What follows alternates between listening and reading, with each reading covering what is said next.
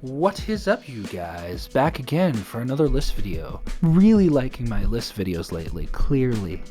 Okay? Alright, so today I thought a pretty useful one, it's going to be a short one today, resources for musicians. I remember looking these up all the time, needing different tools for different things, and finding these things and going like, dude, this is so amazing. How did I not know about this? This is so cool. When it came to so many different things, and so I wanted to put you guys onto some game. Maybe it's stuff you guys have already heard of, maybe it isn't, but here we go. So the first kind of one it's not on my list, but the most useful one probably, Google, right? And YouTube. When you look up problems on Google and YouTube and you're looking for different resources for things, you're going to find stuff. TikTok, any social media thing to be able to look up problems, you're going to find some useful stuff on there. So always look things up through, any of those things first, Reddit, stuff like that. And you're going to be able to solve a decent amount of problems just by using the internet alone. But here's a couple of different resources that are going to solve specific things that you might run into. So for me, especially as a drummer, and that's my primary instrument, I want to MD. I MD sometimes. I do different things, and I want to be able to hear chords. I want to be able to, figure out what's going on in a song. And my ears are really good when it comes to picking up drums. They're pretty good when it comes to plucking out a melody, but, I get to practice my ear training. But when I play bass, when I play other instruments, or I need to, get chords or harmony for a thing, I don't have all day to be able to listen to, what's going on. And if your ears aren't super, super developed either, or let's say you're a beginner or someone who's still getting a little bit better at your instrument and you want to figure out the harmony to what's going on, I know there's some resources like Ultimate Guitar. Everyone has a love-hate relationship with Ultimate Guitar in some sort of capacity. I used those for years to figure stuff out. But I remember I would always come up on this website, Chordify, and it was a paid one. So I'd get the daily free one, for that song, and then wait for the next day or something to get another. But I paid for a subscription recently because for my work, I run the adult jam, and so I need to have those chords pretty readily available to be able to do, and I don't have all day to sit there and transcribe it, which would be a good lesson for my ear training and get better at it, but I don't have the time for that. So Chordify is super useful. It uses YouTube and AI software, I believe, to figure out the chords. So anything that's on YouTube, most things on YouTube it can figure out. It has some new sections, features and things like that. I paid $30 for annual subscription. I don't know if that's changed since, but that's pretty worth it, to be honest, for what it can do. And it's helped me make chord charts for all kinds of stuff. You can print out the PDFs. It's just straight across chords. It's not the best for that. It's not structured. At work, we use, I think, chordsheet.com to do that, to make the actual chord charts. But the chord information I'm getting, it just straight across, is perfect for that. And so I can play bass on top of that. I can figure out the chords piano-wise. There's all kinds of other features on it. I won't deep dive into anything specifically. You can go mess around with it yourself, but Chordify is a super useful tool if you're trying to figure out chords and stuff like that, and especially as a drummer, and it's not my primary thing to pluck out a harmonic progression super easily. It's very helpful for getting things done quickly. Okay, the other one I use all the time, whether it's for content like this, when I'm doing drum covers, or for helping my students, is Moises. It's a great, it's a song splitting software. That one I pay for as well. There's a free version that I used for a while. But again, that one's I think $30 annually, not super overpriced. And I use it every day, so it's totally worth it. You can split out songs, so when I do drum covers and I don't want the drums in there because I want to do my own fills, or I want to have a little bit more freedom, or bass covers or vocal covers or anything like that, I can make my own karaoke tracks, all that stuff. It splits out the tracks. Practice-wise, too, it definitely helps. I think there's a step up from the subscription I have that you can separate the drum tracks even. I'm sure there's other softwares that do a similar thing, but that's just the one that I've personally used.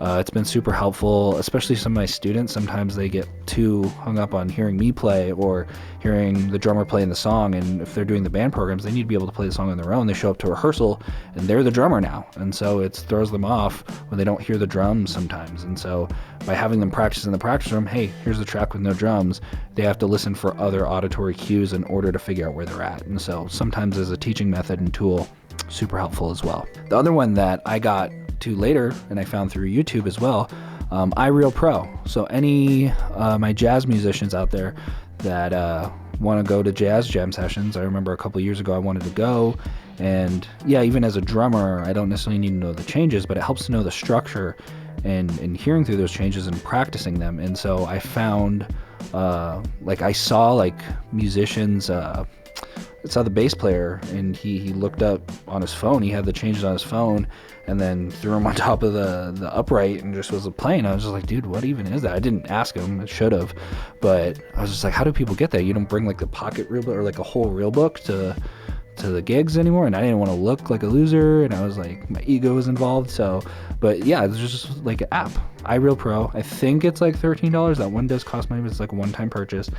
Super worth it for jazz musicians. You can download different songs from the internet. It already comes with some built-in not songs, but like exercises, and then you can download all the jazz standards you want, different songs. You can make your own chord charts on there too. So if you want to make your own chord charts, you can practice with it. It has instruments, different styles, genres, so you can practice, work through stuff if you want to do covers and things like that, or if you want to bring it on the bandstand and have your charts there so you can read from them. Super useful tool that I got put on to a little bit later. So if this is your first time hearing about it, definitely check it out. In that same vein, this one's a paid one, I think, as well. Fourscore.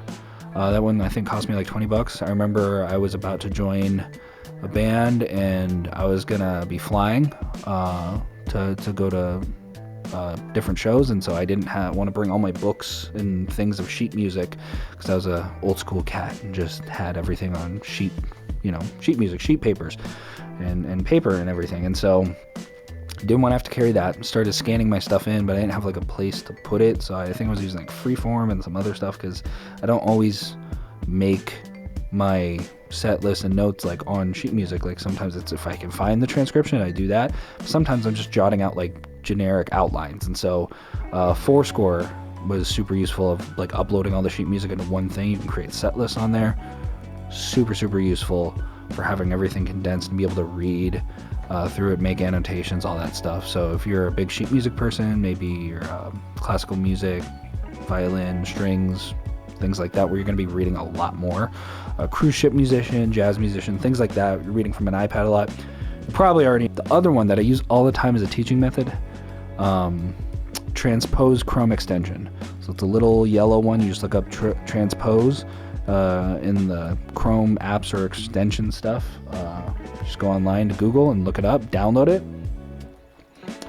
That one's completely free, and that lets you control the speed. Before YouTube added like its adjustment bar, it only had like the quarter, 3/4, and half speed that you could choose, but now it has a slider that you can slide to get the right speed, and so you could do that on there. You could also loop sections to practice that, and obviously the main feature is the transpose feature. And so like especially for me as a baritone, I want to sing something and I want to sing Journey or Aerosmith or something that's just up there, I can just transpose it on YouTube and I don't have to find like a karaoke version that's a lower key or anything like that. So super useful teaching tool, super useful practicing tool, Transpose Chrome extension. Check it out.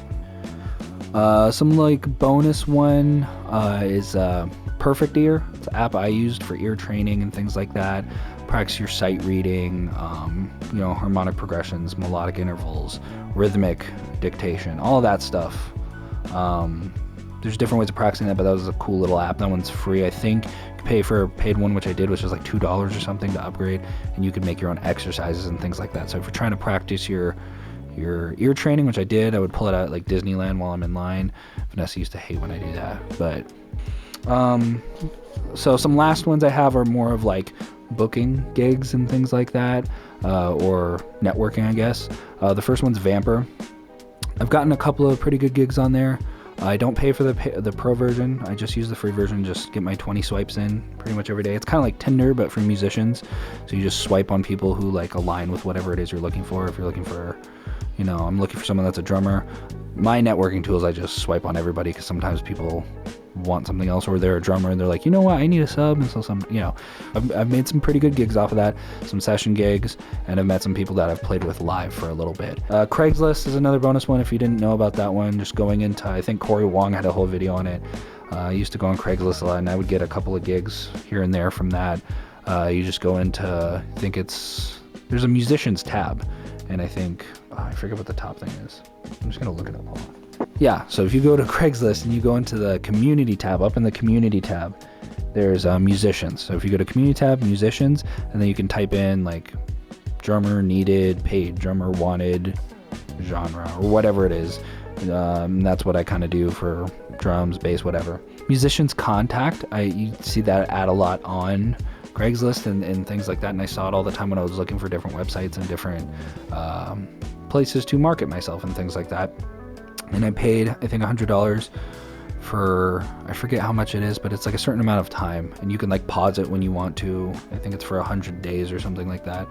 And I booked only one gig from there. So, and that was having it for about a year. There was other stuff on there that I applied to, but it seemed to be a little bit older cats. So guys 40 and up for sure, looking for like kind of cover band people. I'm a drummer, Southern California, that's kind of area I was in, so that's what came up for me. Again, it's probably going to depend on the area you're in as well. If you're closer to a city, there's probably a little bit more.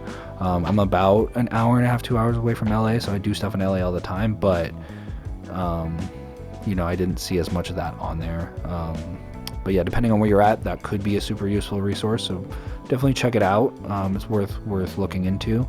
But that's a good place that you can potentially meet some other musicians and paid work as well. Because it's a paid service, more often than not, it's like paid gigs on there. Like no one's really posting about trying to join a band and is going to pay that much to have their ad up, So it's kind of hit or miss with all of these things, really. It's about numbers. It's about doing it in all of these places. Anyways, these are some of the resources that I found super valuable in my career as a musician. Feel free to let me know which ones you use all the time, or if there's any that I didn't mention that you think are super useful. Leave them in the comments below. Let's share that knowledge. Let's get people onto these super useful resources and help each other out. Anyways, like, subscribe. We'll see you guys later.